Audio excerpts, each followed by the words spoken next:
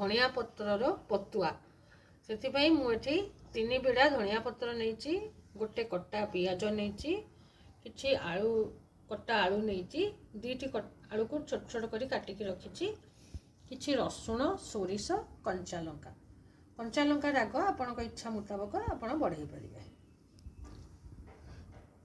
प्रथमे आमे धनिया पत्र सोरिष रसुण कंचा लंका को बाटिकी पूरा चटनी भाया पेस्ट बनईदवा।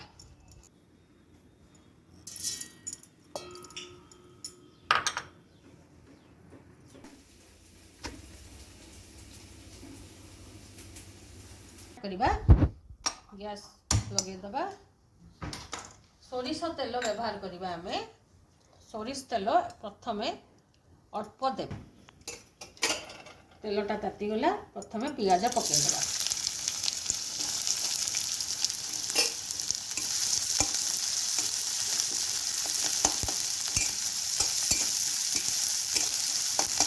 पियाजटा अल्प भाजीला परे आमे रखिथिबा कटा आलू गुड़ा सब देदेबा।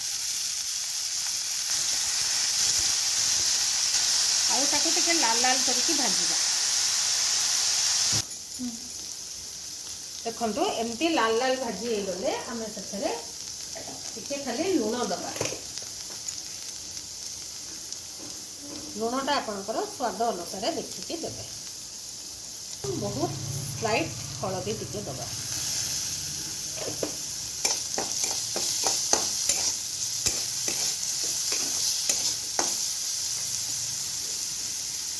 जो बाटी थिबा सबू धनिया चटनी भाया सेटा को देदबा।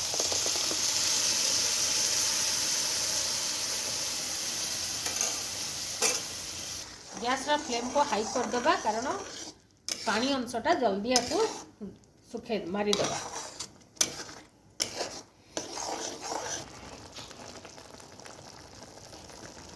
अल्प समय कभर कर दबा, से पानी भी मरिबो आलू भी सिझी जिवो।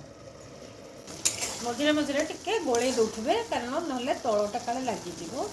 देखो तो पानी अधा अधा मरीगला।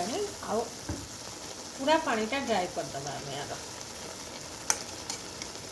देखो तो एटा पूरा ड्राई हो गला। एबे आम आधे टिके सोरिष तेल, जेहेतु आम एथरे प्रथम रु कम रखा होता, एबे आउ टिके देदबा। 2 चामच देदबा। और यहाँ को अल्प समय हाई फ्लेम रे टिके भाजिला भाजिला करनबा।